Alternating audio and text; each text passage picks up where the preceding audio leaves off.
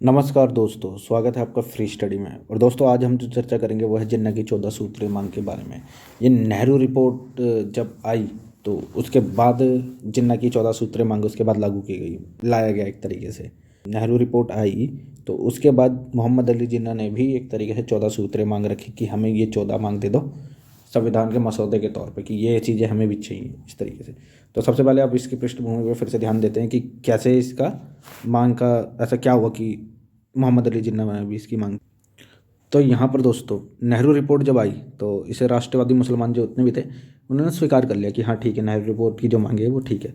मोहम्मद अली जिन्ना ने भी मुसलमानों के लिए अधिक रायते की मांग करी कि हमें और अधिक जो अधिकार हैं वो दिए जाएं। और केंद्रीय विधानमंडल में 1/3 मुस्लिम प्रतिनिधित्व की मांग इसने फिर से करी। वहाँ नेहरू रिपोर्ट में आप देखेंगे इससे पुराने वाले लेक्चर में, उसमें यही है कि वो यही कहता है कि जो अलग निर्वाचन क्षेत्र है वो तो हम समाप्त करेंगे ही करेंगे। तो एक तरीके से अब ये चाहते हैं कि वहाँ पर हमारा प्रतिनिधित्व बढ़े। प्रतिनिधित्व कब बढ़ेगा? जब आप यहाँ पर आके चुनावों में आप भाग लेंगे।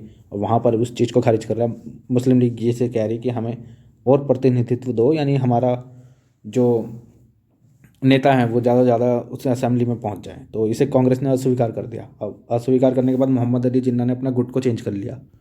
अब वो चले गए मोहम्मद शफ़ी के, जो ये नेतृत्व, इनका एक अलग व्यक्ति है, इनका एक गुट था जो नेहरू रिपोर्ट जब आई तो ये उसके विरोध में थे। और मोहम्मद अली जिन्ना पहले नेहरू रिपोर्ट के पक्ष में थे। अब ये उसके उनके साथ चले गए मोहम्मद शफ़ी वाले में।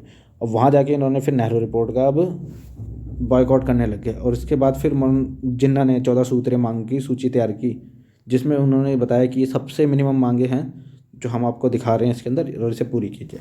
मार्च 1929 में जिन्ना ने प्रस्तुत की थी। तो दोस्तों, ये था इसका बैकग्राउंड। और आगे हम चर्चा करते हैं इसकी क्या थी ऐसी मांगे, ये 14 मांगे क्या क्या थी। अब यहाँ पर जो अवशिष्ट शक्तियाँ थी, अभी इन्होंने बोला कि ये प्रांतों के पास होनी चाहिए। प्रांतों का मतलब यहाँ पर है जैसे कि राज्य के पास अधिक पावर होनी चाहिए, केंद्र जो सेंट्रल है वो वीक होना चाहिए। और इस टाइम जो भारत है उसके अंदर सेंट्रल पावरफुल है, प्रांत वीक होते हैं। अब जो नेहरू ने मांग की थी उसके अंदर भी यही था कि जो सेंट्रल है वो पावरफुल होना चाहिए, ताकि अलग अलग देश ना बन सके ना, टूट टूट के अलग अलग देश बन जाएंगे। अब मान के चलो मेरा एरिया, मान के चलो पंजाब का है, और मैं चाहता हूँ कि मुझे पंजाब को भारत से अलग करना है और मेरे पास ही सबसे ज़्यादा पावर है, तो मैं तो कभी भी अलग हो सकता हूँ। और वहाँ पर देश को जोड़ना सबसे मेन काम है। तो अब इसकी इस मांग को तो ठुकराई दी जाएगी, जाहिर सी बात है। इसलिए नेहरू ने भी वहाँ पर ये कहा था अपनी नेहरू रिपोर्ट के अंदर कि हमें चाहिए केंद्र पावरफुल। और एंड में आप देखेंगे कि इंडिया में जो केंद्र था वो पावरफुल ही बनाया गया। प्रांतीय स्वायत्तता की बात करी, अब ये दोनों पॉइंट एक जैसे ही हैं। जब आप यहाँ पर भी एक तरीके से वही बात कर रहे हो और यहाँ पर भी एक तरीके से वही बात कर रहे हैं कि जो राज्य है उसको अलग से पावर दी जाए और उसको एकदम फ्री बनाया जाए। अभी इन्होंने यहाँ पर प्रावधान किया कि राज्य की सहमति के बिना कोई भी संवैधानिक संशोधन ना हो। कोई भी जैसे होता है ना, अभी भी हम राज्यों के नाम में परिवर्तन कर दें, एरिया का क्षेत्रफल बड़ा घटा सकते हैं, तो ऐसा कुछ भी करने से पहले आपको राज्य की सहमति लेनी पड़ेगी। ये वाला इन्होंने किया। तो ये तीनों मांगे समझ लो एक तरीके से एक जैसी ही हैं।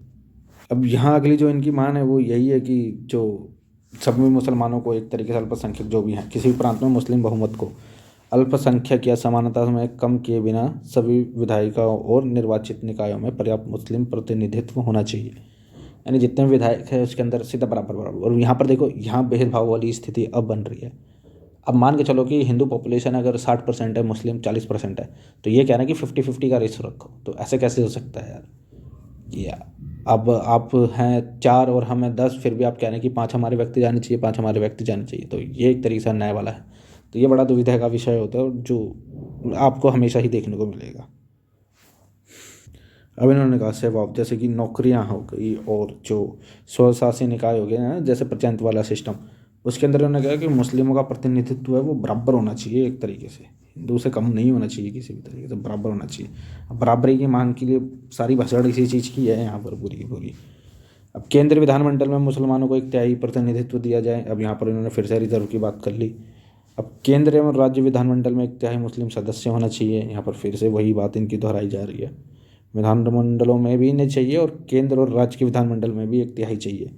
फिर पृथक निर्वाचक मंडल चाहिए। अब ये चीज़ नेहरू हटाने की बात कर रहे थे, अब इन्हें फिर से वही चाहिए कि हम अपने जैसे मुस्लिम है तो मुस्लिम मुस्लिम को ही वोट करेगा, ये वाला सिस्टम। अब मान के चलो पार्लियामेंट के अंदर कोई बिल आ जाता है इस 9वें पॉइंट को समझने के लिए। अब इसको पढ़ लेना, मगर इसको समझना सबसे बड़ा ज़रूरी है 9वां पॉइंट। अब मान के चलो एक बिल पेश होने, उसके अंदर आप मान के चलो ऐसा है कि वो मुस्लिम के हितों के विरुद्ध है। तो ये कह रहे हैं कि 1/3 मुस्लिम हैं वो उसके पक्ष में होने चाहिए, तब जाके हम उस बिल को पास मानेंगे। सिटीजनशिप अमेंडमेंट एक्ट था, अब इसके कुछ प्रोविज़न ऐसे थे जो मुसलमानों को लग रहा था कि हमारे विरुद्ध में है। तो अब इनका मानना यही है कि अगर वो लगे आपको कोई बिल ऐसा आ रहा है जो मुसलमानों के विरुद्ध है, तो उसका 1/3 तो हमें मुसलमानों से आपको सहमति लेनी ही पड़ेगी। अब ये समझ रहे हो आप कितना मुश्किल है किसी का, क्योंकि अब जब विरोध करेंगे तो आप हर एक चीज़ का अच्छा और बुरा पहलू होता है, बुरे बुरे पहलुओं को देख के ही उसका विरोध करोगे, तो आप किसी भी बिल को पास नहीं करा सकते। तो ये एक तरीके से वीटो वाली पावर की मांग हो रही है यहाँ पर इनसे भी। फिर उसके बाद एक मांग थी इनकी कि बंगाल और पंजाब और उत्तर पश्चिम सीमा प्रांत, ये अपना एरिया आ गया कश्मीर से जो लेफ़्ट का एरिया देखेंगे ना, अफ़गानिस्तान के बीच वाला, वो जो एरिया था, जो खान अब्दुल गफ्फार खान वाला एरिया था, उसके अंदर जो भी अगर पॉपुलेशन में कोई भी चेंज होता है तो मुस्लिम जो है उनको प्रभावित ना करे, मुस्लिम बहुमत को प्रभावित ना करे। ये मांग रखी गई कि हाँ, मुस्लिमों के लिए सारे राइट्स बचे रहें। और सिंध को बॉम्बे प्रेसिडेंसी से अलग किया जाए। सिंध का एरिया जो है ना, वो अभी बलूचिस्तान सिंध वाला जो पाकिस्तान के पास है, उसको अलग अलग कर दिया जाए। उत्तर पश्चिमी सीमा प्रांत और बलूचिस्तान में संवैधानिक सुधार किए जाए। अब फिर से ये वही आ गया उत्तर पश्चिम सीमा प्रांत। और ये बलूचिस्तान, आप पाकिस्तान का जो मैप देखेंगे इस तरह से, तो ये बलूचिस्तान का एरिया है, यहाँ उत्तर पश्चिम सीमा प्रांत है, और ये हिस्सा ऐसे बनता है कश्मीर का। तो ये वाले हिस्से को कह रहे हैं कि वहाँ पर भी संवैधानिक सुधार हुआ जाए और जो राइट्स वगैरह हैं वो दिए जाएँ। फिर जो 13वां पॉइंट था इनका, ये था कि सभी समुदाय के लिए पूर्ण धार्मिक स्वतंत्रता हो। अब ये मुस्लिम लीग तो मानती नहीं है, मगर अपने लिए ये स्वतंत्रता की मांग कर रही है। और आज भी आप पाकिस्तान में देखोगे कि जिन्ना ने अलग धर्म के आधार पर जो देश का निर्माण किया, और पाकिस्तान में सबसे बुरी हालत है इस टाइम इस चीज़ को लेके। तो वो जो ये नहीं समझ पाए कि अभी जो उदारवादी युग के टाइम पे क्या चीज़ चलनी चाहिए क्या नहीं चलनी चाहिए, यानी संकीर्ण सोच के आधार पर उन्होंने अपने देश का निर्माण किया है। और इस वजह से आप देखेंगे कि पाकिस्तान एक तरीके से पिछड़ा हुआ देश बनता जा रहा है। तो मुस्लिम देश का पीछे होने का भी एक कारण यही है कि वहाँ पर जो ये रूढ़िवादी सोच है ये बड़ी दिक्कत पैदा कर रही है। फिर 14वां पॉइंट जो इसका था, मुसलमानों के धार्मिक, सांस्कृतिक, शैक्षणिक और भाषाई अधिकारों की सुरक्षा की जाए। अब ये मांग तो मुस्लिम मोहम्मद अली जिन्ना ने रख ली, ताकि अभी इनके जितने भी आप मांग देख रहे हो वो देख रहे हो मुसलमानों के लिए ही है हित में। इन्होंने यही सोच किया कि मैं जो हूँ, यानी मोहम्मद अली जिन्ना और मुस्लिम लीग, वो मुसलमानों की पार्टी है।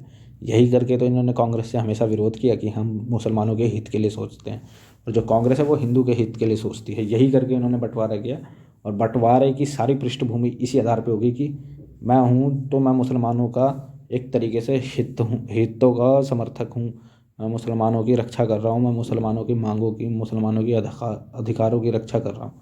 इनको नहीं पता इनके अधिकार क्या है, मैं दिलाऊंगा इनको इनके अधिकार, ऐसे वाली सोच के आधार पर मोहम्मद अली जी अपने सारे कार्य कर रहे हैं।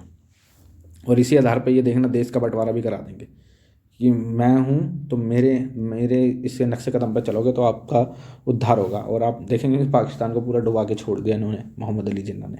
1948 में मृत्यु होगी, थोड़े साल तक और रहते तो पता नहीं क्या से क्या हालत हो जाते पाकिस्तान के। तो दोस्तों, ये मोहम्मद अली जिन्ना की जो मांगे थी वो यही थी। फिर इसके बाद तो आप जानते हैं इसकी मांगे भी कोई मतलब माना ही नहीं गया।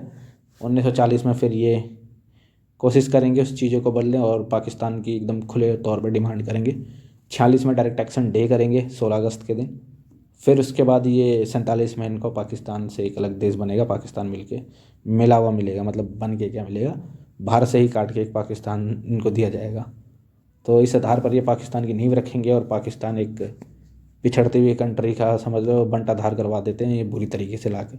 क्योंकि कोई देश धर्म के आधार पर चल नहीं सकता ना, इस टाइम पे चीज़ें उस तरीके से नहीं है जिस तरीके से वो सोच रहे थे। उन्होंने सिर्फ वोट बैंक की राजनीति खेली, वो भी किस पे, धर्म के आधार पर। और धर्म एक छोटा मुद्दा बन जाता है जब आप कमाने लगेंगे, खाने लगेंगे, आप भाषा के आधार पर भेदभाव करेंगे तो धर्म इतना बड़ा मुद्दा नहीं रहता। भाषा के आधार पर देखेंगे आप, बांग्लादेश तो उठ के एक अलग देश बन गया।